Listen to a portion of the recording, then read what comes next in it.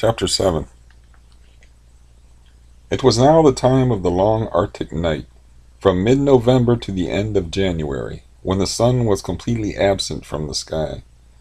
On clear days, however, Allan could still tell where the sun was hiding, as the sky above the horizon at that point was a lighter shade of blue than the rest of the heavens. On clear days and nights he often left the Forbes to watch the exciting display of aurora borealis, those waving bands and shimmering curtains of colored light that arched across the sky in ever-changing patterns. There were still and windless nights when the frozen sea seemed to glow from inside, now a pink color, and now a light blue as the ice reflected the moonlight or starshine, or the dancing show of northern lights. At such times Allan was almost thankful he was on the Forbes. Otherwise he would never have known the beauty of those northern lights, a beauty that sometimes took his breath away and made him want to weep. But there were other times, especially when Nancy was in one of her deep sleeps and the wind howled for days without let-up, that he really did weep, from despair. And although he had plenty of food, a sort of weakness came over him, and he did not want to leave his closet. He did not want to go outside. He had no appetite and no desire to do anything except stay beneath the bedclothes. He wished that he could sleep for a week at a time, like Nancy, and sometimes he even imagined, after 24 hours inside the closet, that he had learned how to hibernate. But that was silly, of course, because he knew that he was awake most of the time. Sometimes it was Nancy waking up that pulled him out of one of his bad moods. Or sometimes it was a clear, windless day or night that drew him outside to marvel at the beauty of the ice, or the vast millions of stars in the mysterious black vault of the velvet skies. Sometimes, for no reason at all, he would come out of his black mood and start to dream up all kinds of plans to make life more comfortable and more interesting on the Forbes. Allan spent a lot of his time in training Nancy. He taught her such words as stay, sit, stand, and so on. She began to gain weight very quickly, and soon she was the size of a small calf. She often followed Allan out of the wreck and around on the ice. Sometimes she tried to dig down through the ice as though she were trying to get into the sea, but the ice was far too thick for her. She loved to roll around on the drifts of snow behind ice floes and could not understand why Allan would not wrestle with her in the snow. At the bottom of the ice mountain there was a clear slope of ice about 50 feet long, and Nancy loved to climb to the top of the slope, sit down, and slide to the bottom on her back, her forepaws up in the air. She looked so comical on her slide that Allan never tired of watching her. He found Nancy very gentle, and never once did she show any signs of turning on him, of trying to claw or bite him. Like a dog, she would sometimes take Allan's hand in her mouth, but so gently that her sharp teeth never broke the skin. She often tried to imitate Allan and learned to walk erect for short distances. On some moonlit days, Allan would take Nancy outside and tell her to stand. Then he would link arms with her and give the command, walk. He and Nancy would then go for a short stroll over the ice, looking for all the world like a stuffy old married couple taking a Sunday walk in his native Aberdeen. Nancy looked so funny, waddling along arm in arm with Allan, that he often broke into fits of laughing. And Nancy would even try to imitate his laugh. She would squeeze up her face and nose, half close her eyes, and give a whinny that sounded exactly like a horse. At such times, watching Nancy try so hard to imitate her master, Allan felt a pure love for his pet. One thing he was positive of: no matter how short he ran on food, he would never kill Nancy to save himself. It would be like killing a brother or a sister. And so the winter wore away, and the light patch in the southern sky grew brighter and brighter. Allan now found it very hard to make up his mind what to do. He wanted to strike out for land while the sea ice was still frozen, but he had no idea in which direction to find the shore, and he did not know how far he might have to travel.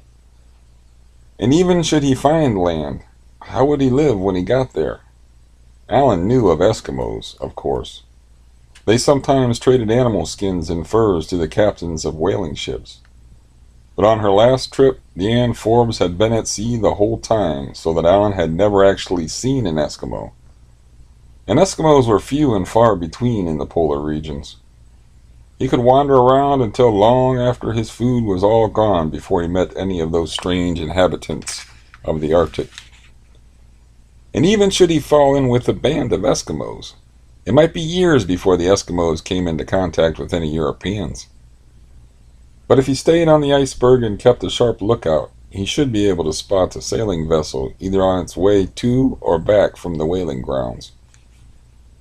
There were at least 24 whaling ships that made the round trip every year from Scotland and England, and twice as many Dutch whalers, not to mention the occasional French, German, or American ship that came up to try its luck. If he climbed to the peak of his ice mountain and planted a signal flag there, surely it would be noticed by one of the whaling ships.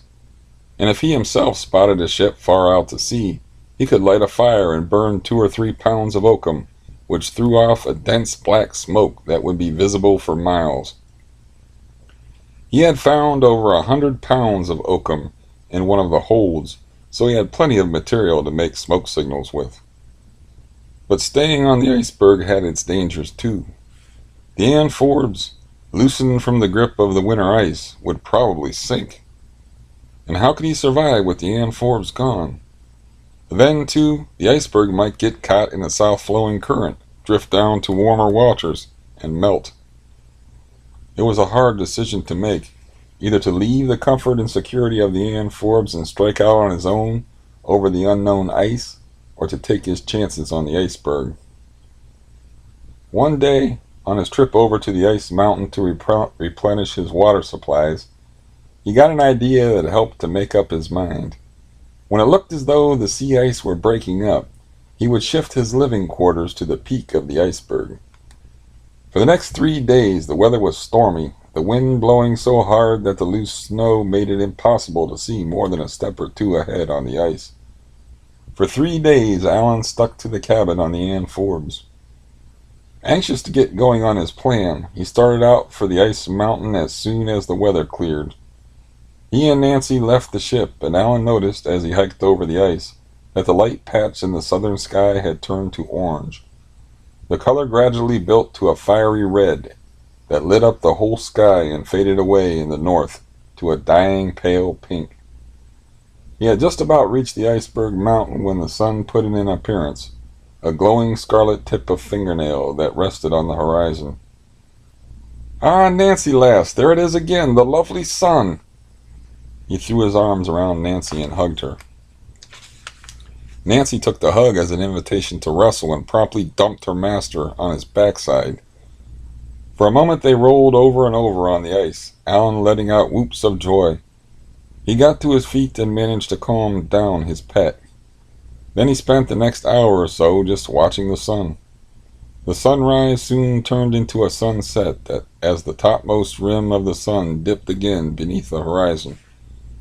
In the space of less than an hour, Allan had seen both a sunrise and a sunset.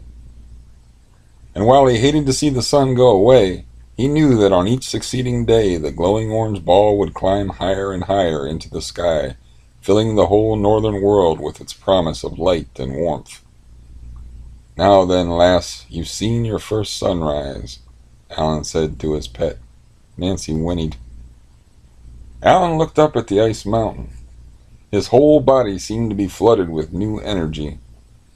"We'll carve out steps to the top of yon peak," he said, his staff pointing upward. "We'll make a house up there, so we will, a wee cave house for the summer, and, Nancy love, we'll sit up there in cool and splendid ease, and we eat the best of food, and drink an odd snort of rum to keep out the damp. And we'll have a lovely high seat to watch for the whaling fleet. Oh, aye, but we'll have a glorious time, the two of us." Nancy took his hand in her mouth and tugged. "You're anxious to start, is that it?" It took Allan a couple of weeks of hard work to chip out steps to the top of the ice mountain. His flight of steps wound in and out of deep cracks in the face of the berg. 20 or so feet beneath the peak, where the ice was still thick, he began to hollow out a cave. He now had plenty of tools from the Ann Forbes to work with, and on days when the weather was not too cold and there was enough light, he hacked away at his cave hollow. A couple of months later, his ice cave actually had 2 rooms, a tiny back sleeping room and a larger front room that served as a kitchen and a lookout point. As the days grew longer, Allan kept bringing more and more supplies to the ice mountain. He brought carpeting and extra bedclothes, coal and whale blubber for a fire, one of his lamps and a supply of oil, a box of ship biscuits, and several bottles full of rum.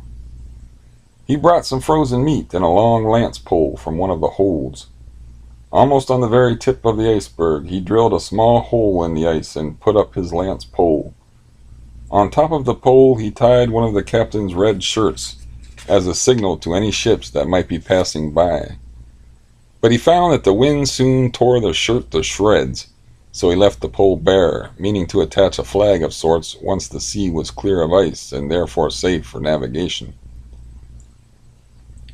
And now, with the coming of spring and the increasing chance of rescue, Allan's thoughts turned more and more to that other Nancy, his Nancy of the red gold hair and large blue eyes. He first met her the day he walked past the front door of McLean's drapery shop and saw her standing just inside the entrance. She was sweeping the floor, and he noticed the splotches of damp here and there on the floorboards, where used tea leaves from the morning's breakfast had been scattered to keep down the dust. At the time, he had just turned 14 and was finishing his 2nd year in Craigie's tailoring establishment. He had heard that McLean's was getting a new shop girl, but he had thought that the new girl would be much older. At the first sight of Nancy, he fell head over heels in love. From one of the other shop assistants, he found out her name, Nancy Campion. From then on, every excuse he got, he went parading past the drapery shop windows. One day he talked Mr. Craigie into allowing him to take his horse to the blacksmith for new shoes. On that glorious day, seated casually on the bare back of the powerful horse, he managed to parade past McLean's and be twice seen by Nancy, once on his way going and once coming back. And on the return voyage, noting her standing just inside the doorway of the shop, he had swept off his cloth cap and called down from the back of the horse, "Brave day, Miss Campion." She had smiled, blushed, then run back into the shop. Unfortunately, because he worked indoors at Craigie's, he did not have too many chances of seeing her.